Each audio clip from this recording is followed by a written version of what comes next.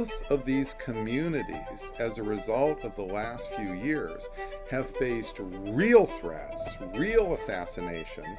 And so what you're getting is you're getting woundedness on both sides. The more both sides are wounded, the more they're calling for righteous revenge. We call it incendiary political rhetoric. You're more likely to get support for political violence. We're now in a period, I call it the era of violent populism. And this is an era that's characterized by two key features. Feature number one is a historic surge in political assassinations and assassination attempts.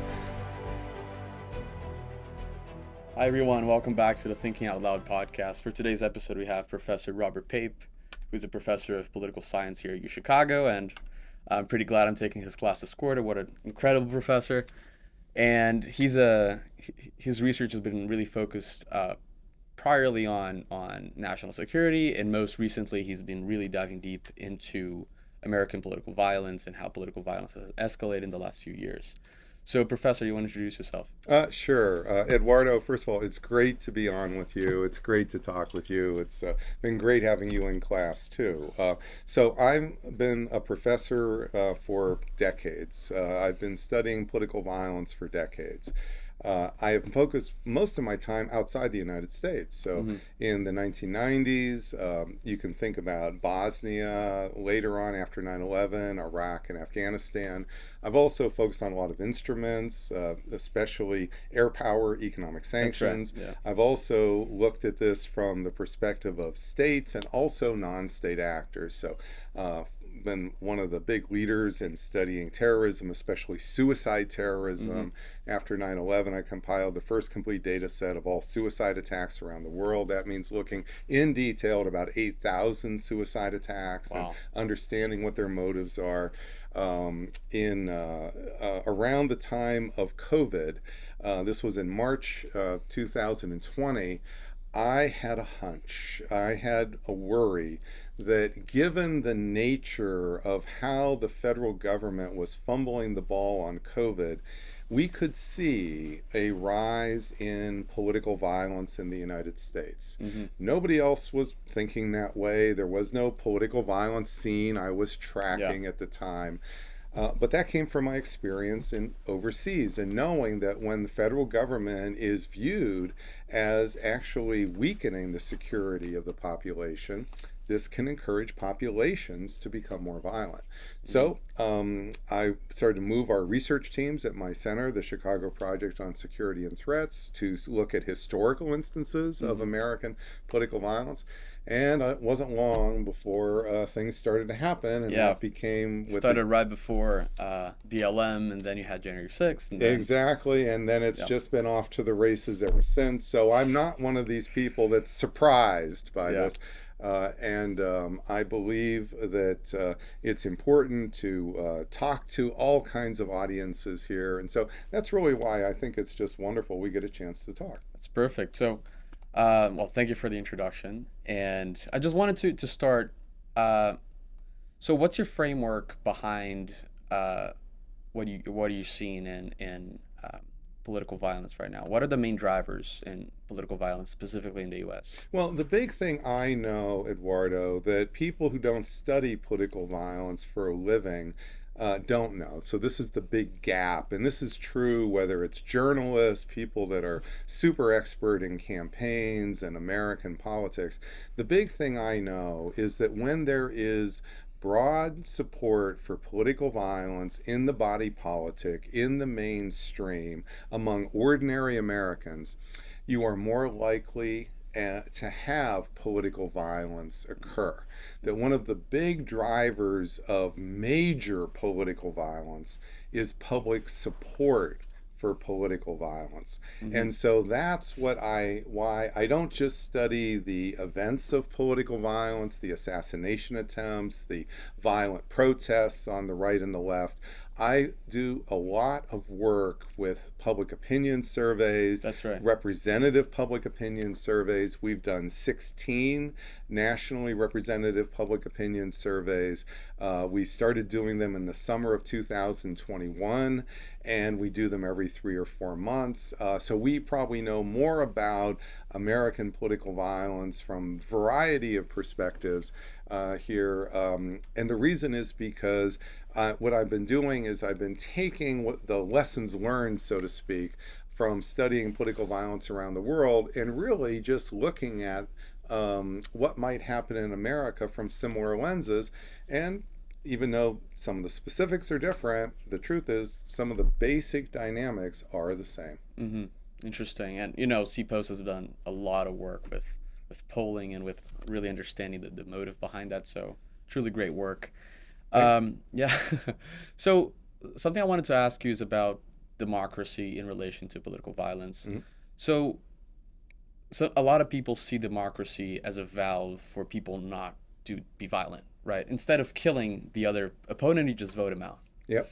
Instead of throwing someone in jail, you vote him out, right? Do you see that fading away? Do you see this valve escape mechanism vanishing? I first of all, I'm a huge believer in democracy. So Yeah. I think democracy is a fantastic system of government. It is normally, in normal times, a great shock absorber. It's a great relief valve.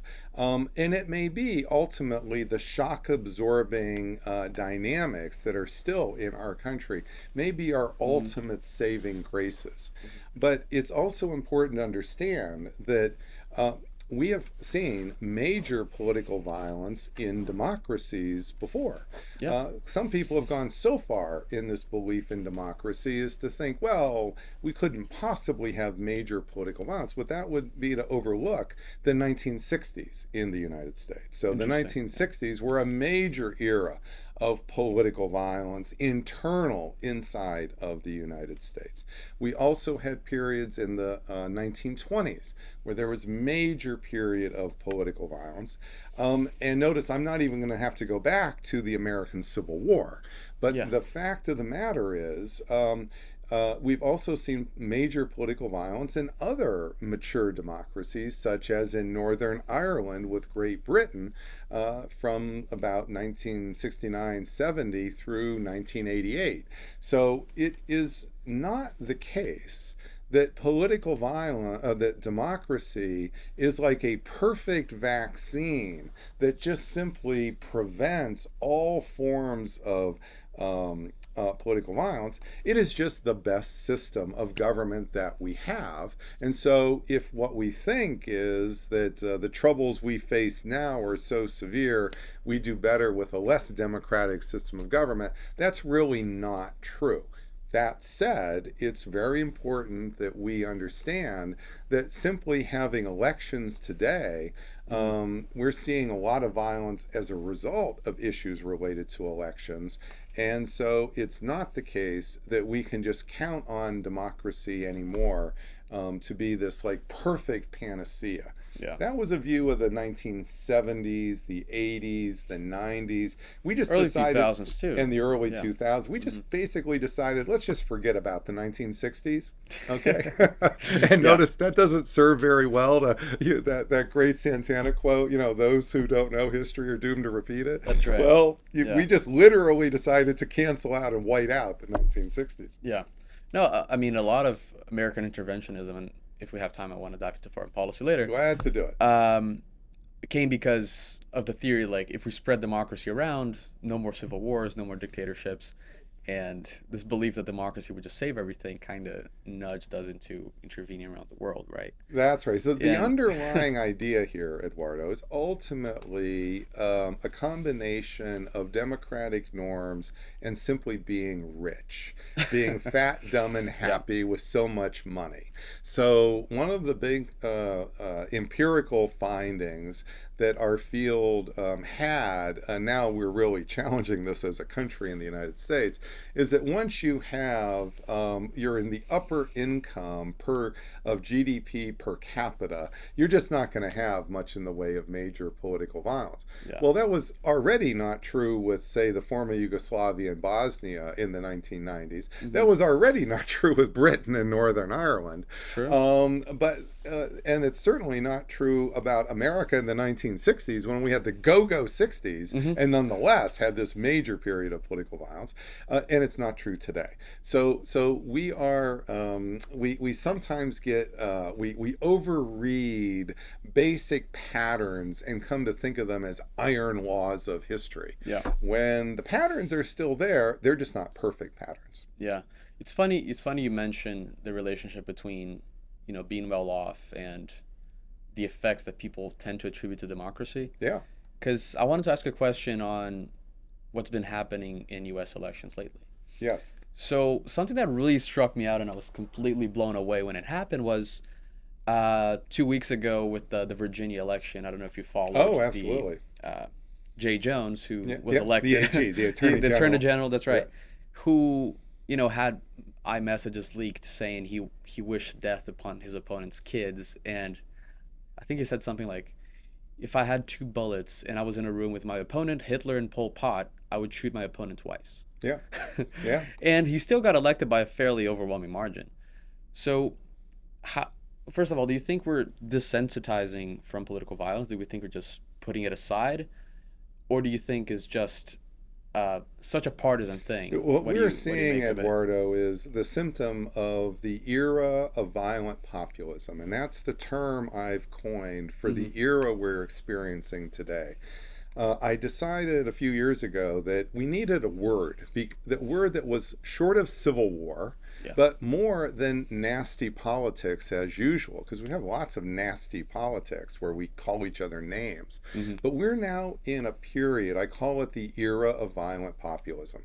And this is an era that's characterized by 2 key features.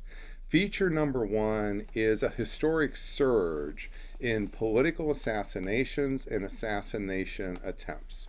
So if we just think about the world America since 2022, in the spring of 2022, we have the assassination plot against conservative Supreme Court Justice Brett Kavanaugh. That was over the Roe versus Wade decision. Then about 6 months later, we have the assassination attempt against Democratic Speaker of the House, Nancy Pelosi. She wasn't home, so the assailant took a hammer to her husband's skull and almost killed the husband. Then, of course, in 2024, we had 2 assassination attempts against Donald Trump, of course, the conservative Republican candidate for president. Then in 2025, in April 2025 this year, we had the arson assassination attempt against Democratic Governor Josh Shapiro, just minutes away from burning him and his family to death. It did burn the living room. And then in June of this year, we had the assassination against one of the key Democratic leaders in Minnesota. And then, of course, we've had the assassination of Charlie Kirk, one of the most important political leaders of the MAGA movement and beloved by millions of Americans. Well, that string that I just went through, and I left out many other data points. That string I just went through, you have to go back to the 1960s to find a historic surge like that. Yeah. So I'm not saying it's quite unique in American history, but this is you've got to go back 50, 60 years before you see anything like that. That's feature number 1. And notice that's political violence on both the right and the left. Now, there's a second feature, which is high support for political violence in the body politic, also on both the right and the left. And we see this in our surveys that I just told you about that we conduct of Americans at CPOS, the Chicago Project on Security and Threats. So our May survey that we conducted, we found that 28% of American Republicans supported the use of force by Donald Trump to suppress the use of the military Hmm. most lethal force on the planet to suppress democratic protesters against the Trump agenda. That's tens Wow. of millions of adults. We also found that over 30% of Democrats supported the use of force to remove Donald Trump from office. That's another tens of millions of Americans. Put together, that's over 60 million Americans who are supporting the use of force. This isn't yelling or screaming. Yeah. We're not talking about sending a nasty email. Yeah. We're talking about the use of force. So Uh-huh. that's one of the reasons, Eduardo, I published this big op-ed in the New York Times in June saying we're on the brink of an era of major political violence. I was warning about this because Yeah. the red lights are just going off. Well, so then with the assassination against Charlie Kirk, this is a predictable tragedy as I Yeah. see it. This is something that we saw coming. And then the aftermath of that. So what you are seeing, Eduardo, is that on both sides of the political spectrum, you are seeing greater acceptance of political violence.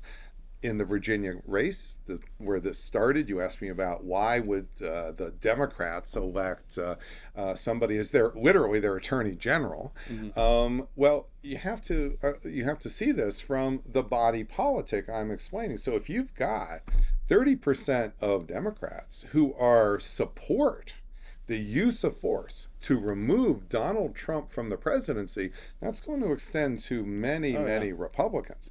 Yeah. If you also, though, flip it over to the conservative side of the House, we have just re-elected Donald Trump president. He's the guy who led the violent storming of the U.S. Capitol on January 6th. This is not a situation where this is just one side is involved with No, of political course. violence, Of course. but Yeah. but then both sides are essentially electing people that have had a real close Hmm. connection with political violence, and that is because there's tens of millions of Americans in the body politic that are supporting political violence for those political goals. And that's why we're electing more violent politicians. Hmm. It's interesting you mentioned Charlie Kirk, you mentioned Pelosi, you mentioned Trump. And something I was thinking about is how rhetoric comes into play. Hmm. Because, obviously you had the media and Democratic politicians, including then running for the presidency and team Kamala Harris and her running mate Tim Walz calling Trump a fascist and calling if we're electing him, we're gonna be electing Nazis into the U.S. And similarly, other Democrats calling Charlie Kirk a fascist, and on the right you had, calling these Democrats socialists, communists, and spreading this fear around. How much blame do you put on rhetoric in affecting political violence? Political rhetoric is a pretty important factor, Eduardo. It's best to see it in the context of the public support for political violence as encouraging more political violence. So the reason public support for political violence matters is because the more public support there is, the more volatile people who are volatile for their own psychosocial reasons Hmm. are more likely to be nudged over the edge. And they are nudged over the edge because when they perceive support for political violence from a community they value, then they believe that community will give them social approval for political violence. So that adds an extra reason for them to become violent, you see. So that's why that public support for political violence matters. Well, how do publics become supportive of political violence? There are near-term reasons, and then there's deeper reasons. So let me focus on the near-term reason. The near-term reason is political rhetoric by politicians.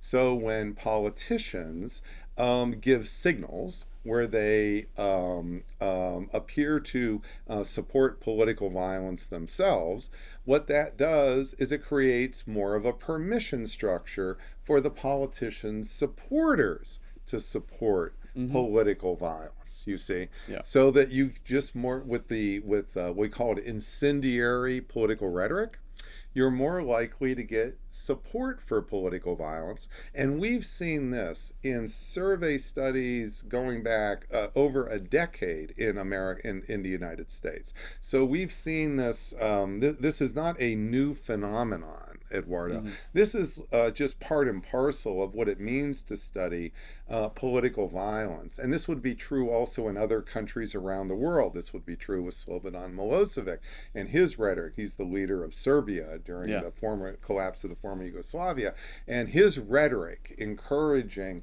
violence in Bosnia. It's not because he's giving command direction orders. So I don't mean that. That's a different issue. It's literally because his rhetoric of painting others in subhuman terms, or in terms where it's okay to be violent against them, or to create, to pardon people who have committed violence. What that is are different forms of the way the political rhetoric can encourage the support for political violence, which ultimately then you have more rhetoric. And so this is why, whether it is coming from Republican leaders or coming from Democratic leaders, this language will directly increase the probability that people will be killed. Mm-hmm. And this is something I was thinking about right after Charlie Kirk was assassinated. Mm-hmm. And he was famous for going out on college campuses and talking to people. Yeah. It's really, really hard, if not impossible, to find a video where he's outright disrespectful to someone on campus. Well, he's never calling for violence. Exactly. So I listen to yeah. Charlie Kirk's podcast at least twice a week. So my That's job great, yeah. is to really understand the political landscape in the country in some detail. So that means I'm listening to podcasts, both the left and the right. Both the left and the right, and there's a few you might call in the middle. I try to listen to them as well. That's great. And I'm also watching different parts of CNN and Fox and MSNBC. So I know quite a bit about Charlie Kirk's ideas. Charlie Kirk's ideas were not liked by many people. They were loved by many people. But Charlie Kirk really never did issue anything that you would call support for political violence. His whole shtick was, rather than confront somebody in a sort of coercive way, he wanted to persuade them out of it. He wanted to talk them out of it. And so that's what his whole approach was to. It's sort of a Socratic method, so to speak. Exactly. Let's bring somebody on. They disagree with what I'm saying. They get a chance to make their case. He gets a chance to go back and forth. And this is one of the reasons why he also built a following of many millions of people. Is right around that idea. No, I was a big fan. I still am a big fan of his legacy, and I used to watch him a lot. I went to one event of him in person when he went to UIUC here in Illinois. Amazing event.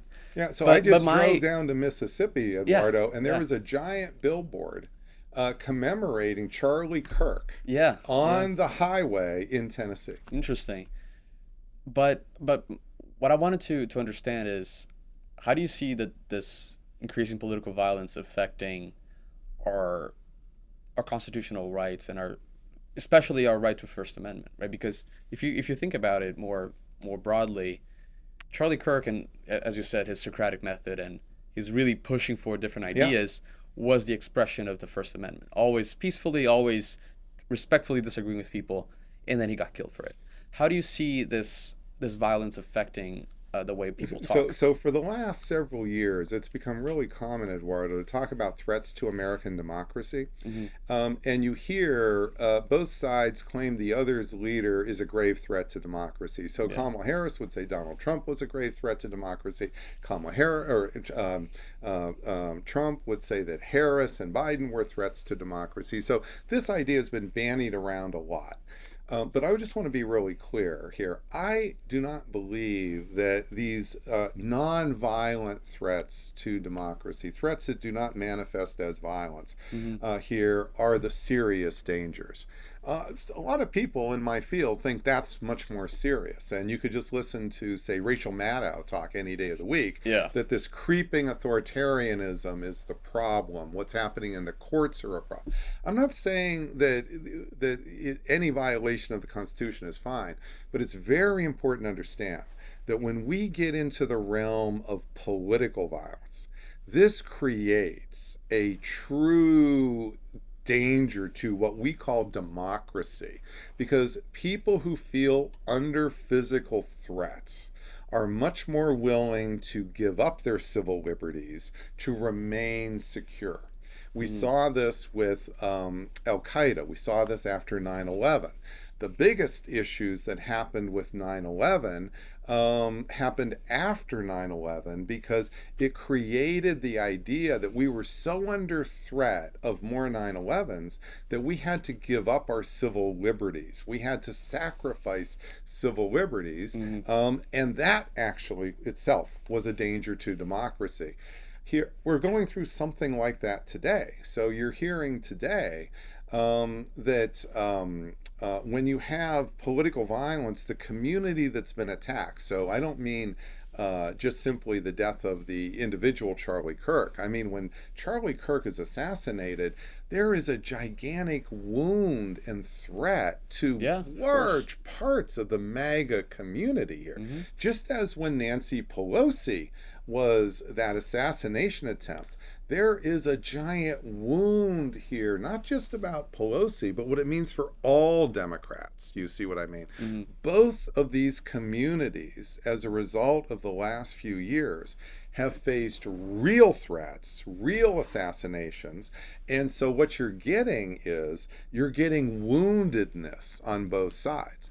The more both sides are wounded, the more they're calling for righteous revenge. The more both sides are calling for, well, maybe we'll just have to sort of look the other way if we violate a few civil liberties here, because after all, safety comes first. Well, that can get worse and worse and worse. And so the reason that each side should take down the temperature is because the biggest danger to them governing a democracy, I don't mean to just them governing, but to governing anything that looks like a democracy, will be political violence. You see, so it's not the case that we should just say, oh, that's another assassination attempt, this is all normal. No, the more we feel under danger, and our surveys show large parts of the public feel under danger, the more we feel under, the more we will circumscribe, constrain those civil liberties and democratic norms. And one of the things we do is we keep excusing our own side's leaders. So we blame the other side. So Republicans perfectly out there talking about the AG here from Virginia, but I don't hear Republicans complaining when Trump pardons all 1,575 people for January 6th, where they're literally beating cops over the head like this until the sticks break. So this is not, despite whatever thing. It's not a partisan thing, but it's very important to understand that we live in a world where political leaders are quick to blame the other side for their violations and their transgressions and political violence.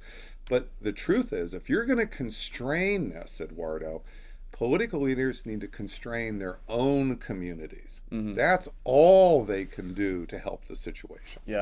So on that, for a very brief sliver of time right after Charlie Kirk's assassination, especially when Erica Kirk, now his widow. It was a tremendous example of what I mean by this, Eduardo. So when we talk about trying to take down the temperature, trying to build a better future here, we often have to do that from a tragedy. That's when it matters most. And Erica Kirk was the best exemplar of that here, because she had the most reason to want righteous revenge. She had the most reason to be angry. And what she did is at Kirk's funeral itself, she held out the olive branch for real. Now, others disagreed, including President Trump, Yeah. immediately Immediately, afterwards. yeah. But and it's been a big topic of conversation in the right-wing podcast world. Yeah. But she's never taken that back. And I would just point out that this is something that is extremely valuable because at least it creates a possibility for a conversation among that wounded community about where are we really best off. Yeah. You So, see? so do you think religion can play a part in taking the temperature down in those situations? I or think religion can play a role for both good and evil. So this is the really sort of problematic part because people who are religious want to hear their religion is always a force for good. Yeah. And often they think the other religions are the force for bad. But see, I study political violence. I study political violence by secular groups, by secular people, by religious groups, religious people. I work with community leaders, so I'm also somebody who's extremely active. I'm not just doing this in a beautiful office like this. I am out there in the community. I'm working with community leaders, and what you see is that. Religion can be a tremendous force for good, a tremendous calming force. But what you also see is that it can also be an idea that pretty much anybody can pick up of an eye for an eye. But what very quickly starts as eye for an eye is, well, what I really want is 10 eyes for that eye. That when you took one from me, I'm taking 10 from you. And so that idea here of eye for an eye, I have seen this rarely in a proportionate work to proportionality. Eye for an eye language often will end up being they took out one of us, we send two of them. Yeah. They take out one of us, we take out 10 of them. They take out one of us, we take out 100 of them. Wow. This is a different. This is how religion can play. It's a two-sided coin. It's a double-edged sword, and it really is up to the leaders. The leaders are critical here. Perfect. Talking about how political violence affects people's perception of government. Do you think that's? I mean, we talked about it in this undermining democracy, and it's a grave threat. But do you think political violence is more as a product of government distrust or as a cause of government distrust? There's both a cause and a symptom, but we haven't talked about yet the deep reasons here. So we've had political leaders use some bad rhetoric before in the United States. And we've had other issues, but we're now going through an era that I call this era of violent populism. And why is it happening now? Well, the big reason it's happening now, Eduardo, is we're going through in the United States a big era of social change. There are several social changes happening. Yeah. And before I tell you what they are, you should just know that big social change often leads to political violence in other countries and even in our own country at different points in time. That although the social changes, the specifics vary from case to case. When there's big social change, this often radicalizes politics and often then leads to political violence. Now, in our case, what's happening right now is big social change number one is for the first time in our country's 250-year history, we're transitioning from a white majority democracy to a white minority democracy. In 1990, we were 76% non-Hispanic white. Today, we're 57% non-Hispanic white. And in 2035, 2040, depending on the mass deportations, now you'll start to see the linkages here, we'll become a white minority democracy. Yeah. That's a major political change, social change in the United States. Yeah. We're going through right now what I call the tipping point generation. That is, we're going through the 20 years, we're right in the midpoint right now of the 20-year period that will decide this one way or another. So 2015 is roughly when this era of violent populism starts. So that's when these data points really start to add up. It's a few years before January 6th. But what happens in 2015? Donald Trump comes on the horizon, and what's his signature issue? Immigration. Yeah. Immigration. Now, I'm not telling you everybody who votes for Donald Trump wants to slow down or maybe reverse that transition from a white majority country to a white minority country. But in our surveys, we know there's a strong relationship there. And also then, once you see this issue of immigration is so critical and having big political consequences, you can also see there are folks on the left, not everybody on the left, but who see that Donald Trump coming, and they're virulently angry at Donald Trump. And what is underneath Trump derangement syndrome? This is what it is. It's that there are people on the left, they want to see that demographic shift keep going. Yeah. In fact, they want to accelerate it. Open borders. Why would you suddenly open all the borders and have 10 million people rush into the country? Do we not know that was happening? Yeah. No, we completely knew that was happening. Why would that make sense? It's literally because Donald Trump comes on the scene and he's creating the possibility that demographic shift may not happen. Well, you got to accelerate it. So they're going to accelerate it. So this is the real battle that's happening in America.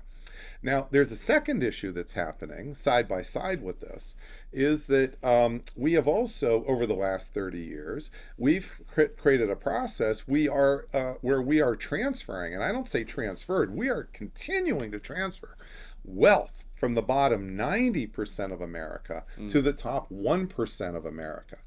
Well, what that is doing, Eduardo, is it's pouring gasoline on that fire of that demographic transition.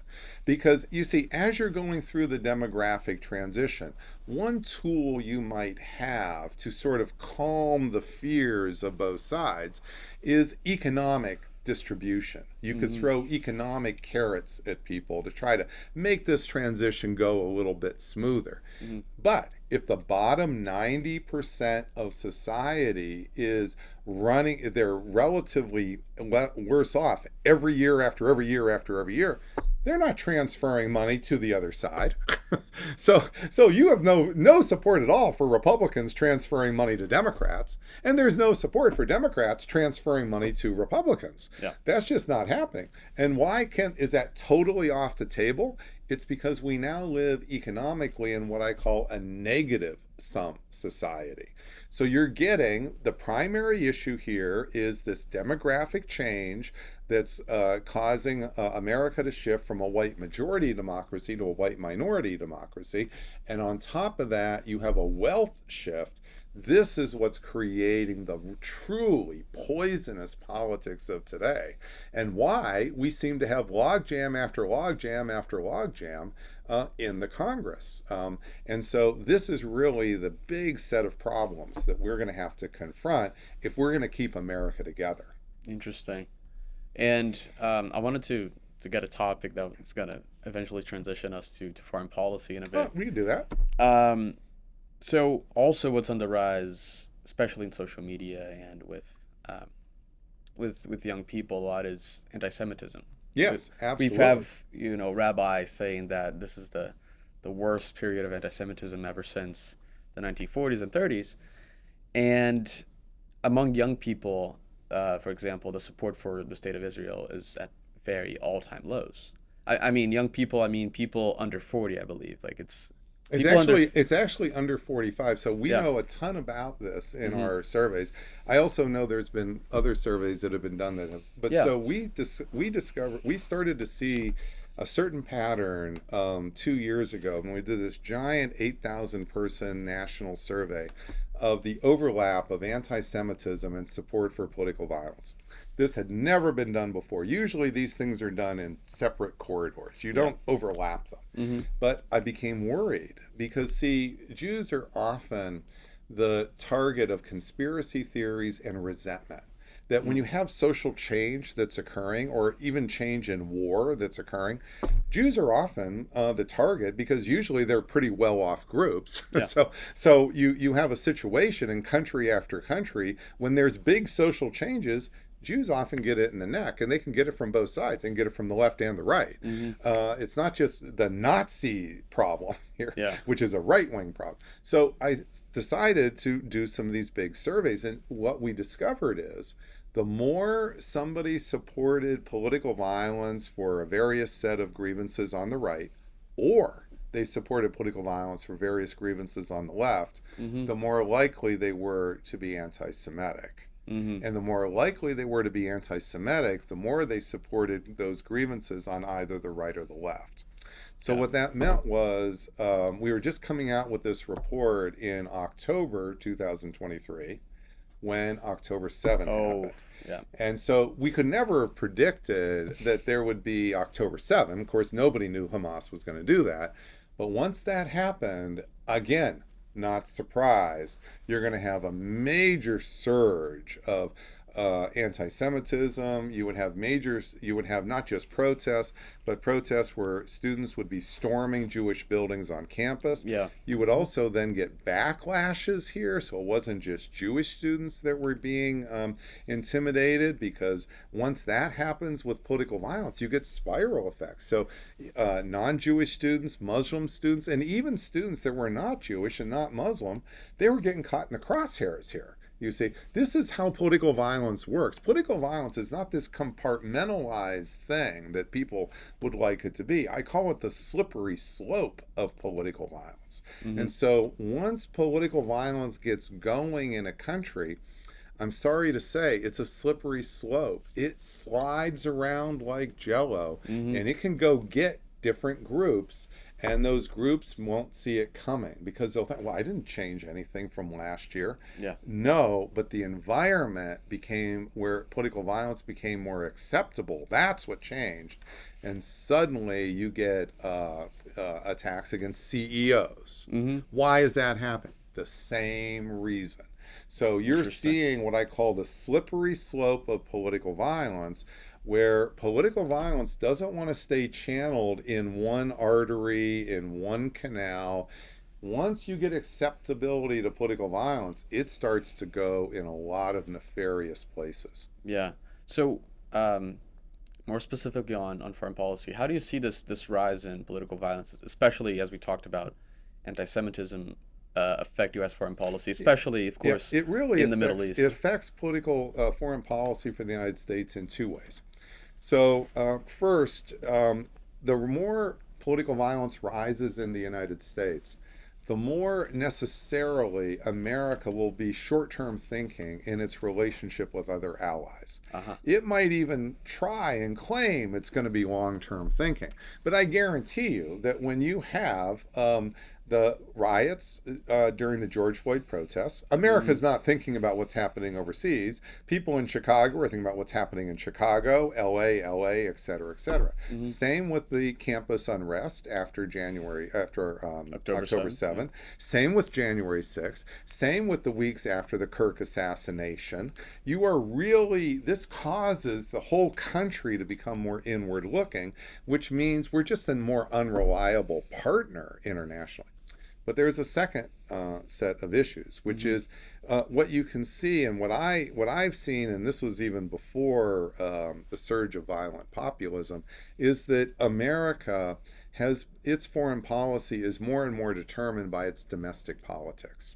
And I think this is why people are having such a hard time understanding Trump's 2.0 foreign policy. See, people are looking at Trump 2.0 foreign policy, and they're trying to understand it through the lens of, say, realism, or we call it in academia restraint, or liberal hegemony.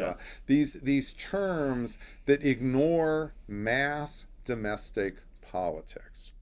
What I think is driving Trump 2.0 foreign policy, the tariffs, his positions on Ukraine, his positions in the Middle East, is mass Republican politics.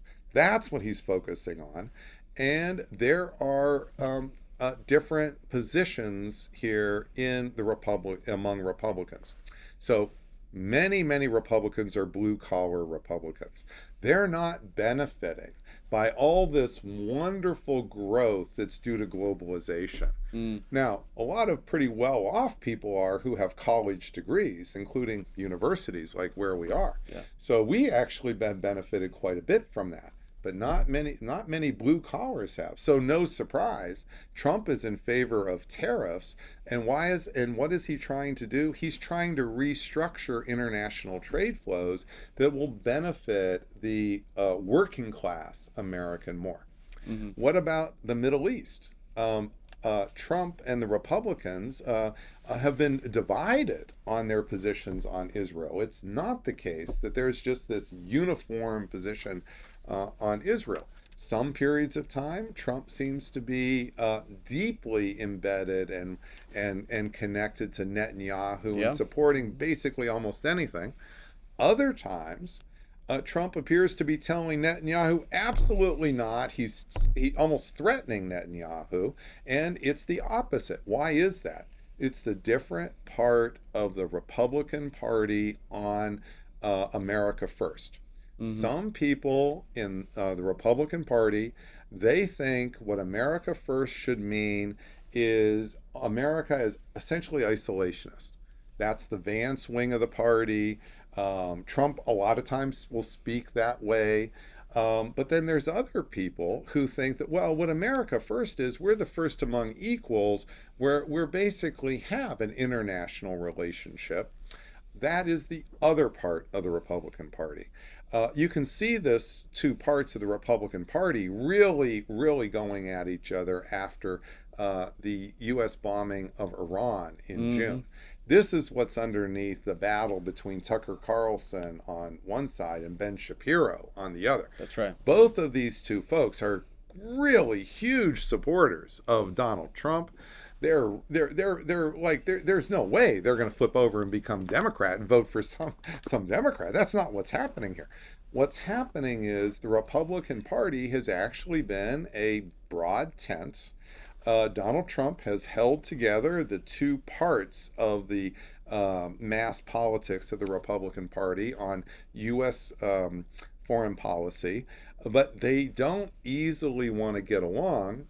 Right now with Ukraine, just in the last few days, you're seeing the same flip-flopping. That's right. For the same reason, because you saw that at one point in the spring, it looked like Donald Trump was going to throw Ukraine under the bus and just completely support Russia. That would greatly satisfy the, let's call it the J.D. Vance wing, or the Tucker Carlson wing of the Republican Party. But then over the summer, just like when he was supporting Israel, he seemed to be supporting Ukraine. That was greatly satisfying, let's call it the Ben Shapiro part of the Republican Party. Now what he's doing is he just in the last few days, it looks like he's again back to throwing Ukraine under the bus. And why is he flip-flopping? He's not flip-flopping just because people want to paint him out to be irresponsible and he doesn't know what he's doing. He is tacking to the prevailing winds he has to navigate in mass politics in the MAGA movement, which is not unified on foreign policy.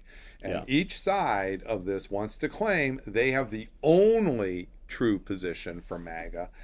That's just never been true, and that's why you're seeing the flip-flopping by Trump. It has to do with him trying to navigate his own base. Yeah. I've been to a lot of your talks and some keynotes address that you've given on campus, and you always come back to referring to American primacy. That's how you define it. And just real quick, can you define what American primacy is, and then I'll ask a follow-up question. So I'm a big believer in American primacy, and I don't mind saying so. I think that it's a no-brainer that if we had our druthers, we want the United States to be the richest and most powerful country on the planet, and we want that because that's the best way to assure our security going forward in an uncertain world.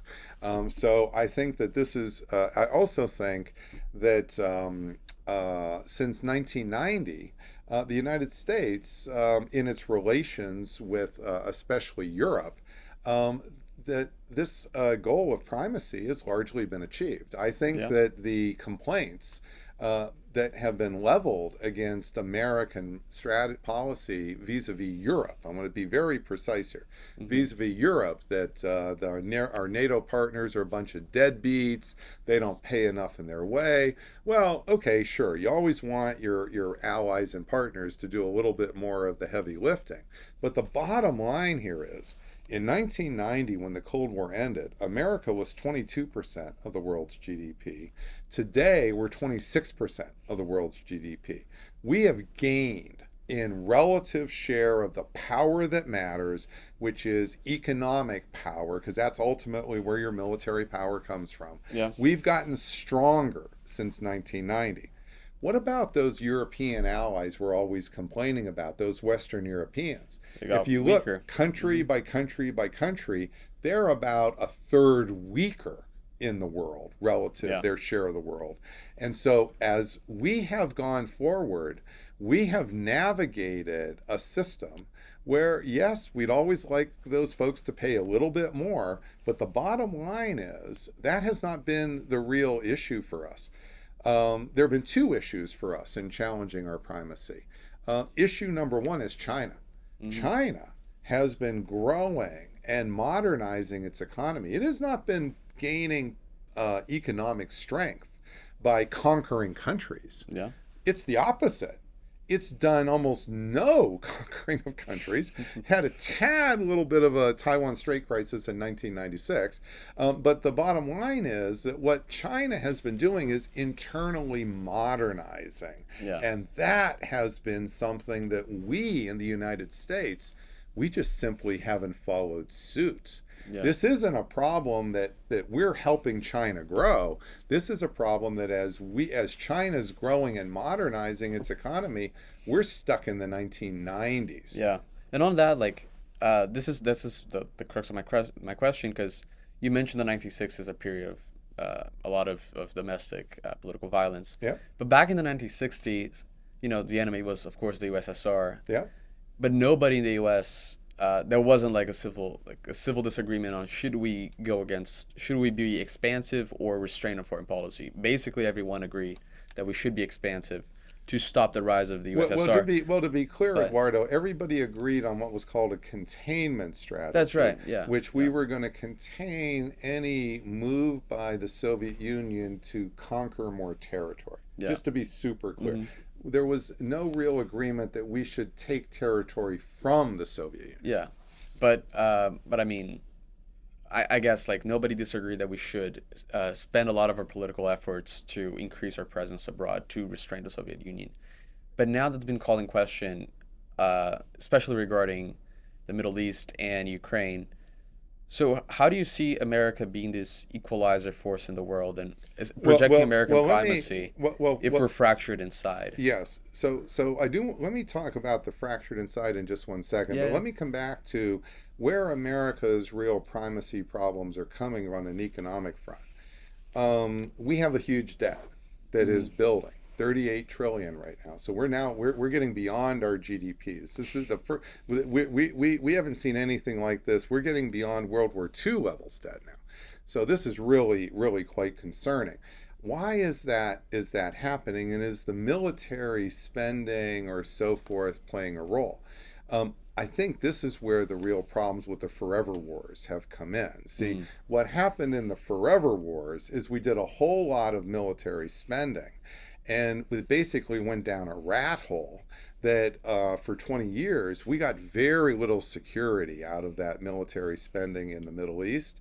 And we have to be very careful we don't get sucked into this rat hole of the Middle East again. It's not to say we can't have an over-the-horizon strategy, I say. So I'm not really in favor of exact isolationism. I call it an over-the-horizon strategy where you rely on air power, special forces. And I do believe this is where Trump is most days on this. Most days anyway. With Midnight Hammer and some... That's right. And maybe he's a little more heavy-handed than I would be, but nonetheless, we're in the same ballpark here. And what I think, though, is we have to be very careful that we don't do a slippery slope and slide ourselves in there, because But to go back to your question about political violence, so the biggest danger here with respect to this internal division continuing to spread violently in the country is that we will just simply be more and more consumed with our internal problems, and we won't be able to make good decisions internationally. Mm-hmm. So we like to think that we can be like Henry Kissinger, Yeah. and we can look at the external world and foreign policy, and we'll get a cigar and we'll get a good glass of scotch or a cup of coffee, and we'll decide how to maximize our power on the world stage. Mm. Well, that's something we can do, or try to do, if in fact we're not a house divided.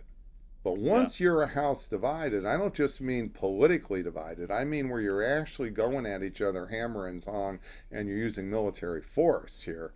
Now all of a sudden, you're much more concerned about the security of ballot boxes in Texas and in Illinois than you are about what's happening with that 60% enriched uranium in Iran. Mm-hmm. So these are the real problems we're facing. So this whole all these discussions about thinking about international security policy and what maximizes America's security in the world, this can all be cause at least minimum confused, if not become incoherent, by having serious political violence in the United States.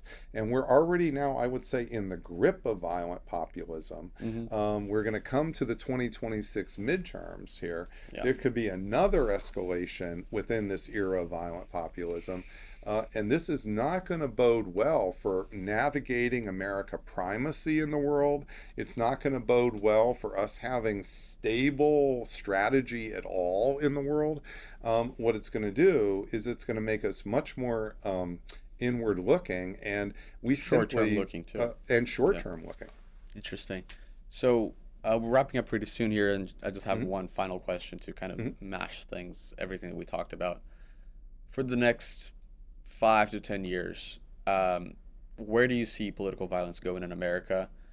And with that, how do you see America behaving on the world stage? So I think that over the next 5 to 10 years, we're in the danger zone. That's what I'm going to call it. We're now in the true danger zone, where political violence over the next 5 or 10 years has the possibility, I don't say the likelihood, but the possibility of really escalating, and escalating to the point that we are actually going to fight over, say, control over voting machines in actual elections, and who's going to control it, and which National Guard is going to control it.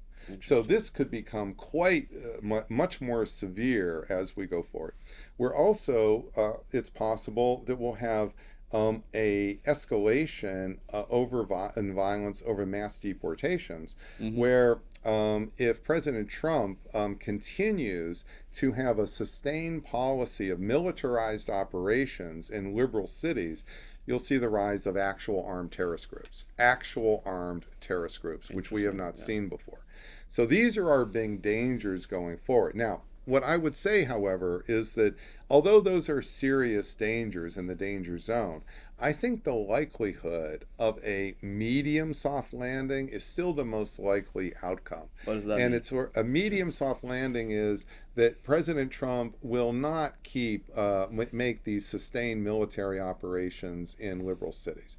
And I've just seen some evidence for that, because President Trump has effectively ended Operation Midway Blitz here in Chicago. So I'm following this very closely, Eduardo. We do daily work with this with CPOST. We work with the sheriff's office. We know a ton about what's happening with Midway Blitz. And basically what's happened is Bavino, he was the head of the Customs and Border Patrol, and his 300 agents. These were the militarized part of this. They've left the state. Then they went to Charlotte in North Carolina, and they only stayed there for 4 days. And now they're leaving and maybe getting ready to go to New Orleans for a short time. Well, as bad as that is, hopscotching around the country here, this is not going to be enough to generate the kind of problems I'm worrying about here about this major escalation. That said, If we get into the new year and President Trump decides that Bovino's coming back and it's not with 300, it's with 3,000, and it's not with 3 Black Hawk helicopters, it's with 30, this is going to be a different story. And you're not going to deport 150,000 people from the city of Chicago or 500,000 from the state of Illinois unless you have much more ramped up militarized operations. Yeah. So I think there's some chance that President Trump won't go down this most aggressive roads here, which would mean he'd have to give up his goal of mass deportations. But there's another reason here. It's not because I think just that Donald Trump is a nice guy or something. It's because in our surveys, Eduardo, the real anchor of optimism is that 80% of the public, that includes 80% of Republicans as well as 80% of Democrats, they abhor political violence. The 80% in the middle kind of viscerally get a lot of these issues I'm describing, Eduardo, and they're the ones that are actually exerting some constraining effect. Now, maybe it's only a little bit of constraint, but that's pretty helpful to keep things from escalating more and more. Because as I'm trying to point out, we're in this danger zone. You see, we're at a point where I've just laid out for you 2 scenarios about how this can get a lot worse in 12 months. Well, but if you actually have that 80% being a little more restrained here, this is going to be a real force for good. And by the way, you have this would also be a time to mention that our 2-party system, for as much as people complain about it, has forever been a shock absorber for the United States, because what it's allowed to have happen is, because we have elections that are just essentially nationalized elections between 2 parties, you get some movement to the center either during the election or after the election. What happened in New York City just in the last few days is a case in point. The New York City's mayor race was about as nationalized a mayor's race in New York as I've seen in my lifetime. This was virtually a national referendum here. And Mamdani and Trump were bitterly at each other, including on the day of the election and the day after the election. And what just happened yesterday in the Oval Office is they agreed to focus on what might be good for the average New Yorker. That's the 80%. That's literally the 80%. You see what I mean? Now, I'm not telling you they're going to both stick to that. It's like a ceasefire agreement. Ceasefire agreements are very, very fragile. Okay, I don't want to, but nonetheless, notice that is how the 80% works. It works in this quiet way. And I believe that that's what I mean by a medium soft landing, that we will still have, unfortunately, political assassinations and assassination attempts. You may even have some violent protests, but it doesn't get worse beyond where we are now. If so, then I think 15 years from now, we're still going to have the United States of America. I think we're still going to hold together. And I'm hoping then over the next 5 years, we might be able to pull it together enough. We get our act together to modernize and really compete and uplift our whole cities and regions in the United States with advanced technologies, so that we can actually uplift the lives of 50 to 100 million Americans. Now we're competing with China in a way we could win. You see, this whole idea we're just going to beat China through tariffs or some other, no. If you want to stay up and be number one, we've got to earn it. And the way America has always earned it is through innovation. It's innovation more than anything else that's made us number one. And the idea that we're going to try to stay number one while we don't innovate, that's the British Empire. That's why they went down. What's going to keep us going is innovation. And I'm hoping that if we can just keep a lid on violent populism here, we might be able to get enough meetings by enough of the politicians. And I would love to take President Trump and Mandami together on a tour to China and have them see the cities that you saw in China. And I'd love to take both of them there to China at the same time and have them come back and then tell me, oh yeah, we're really going to be okay letting China uplift That's right. 50 million people, and we're going to sit there and we're going to tear each other's throats apart. Yeah. Professor, that's perfect. Thank you very much for coming. I Glad really, to do really it, much Eduardo. enjoyed the conversation. So for the viewer, thanks for watching, and we're going to be back Absolutely. soon. Thank you very much, Professor. Glad to do it. Yeah, Great to talk to everybody. thanks.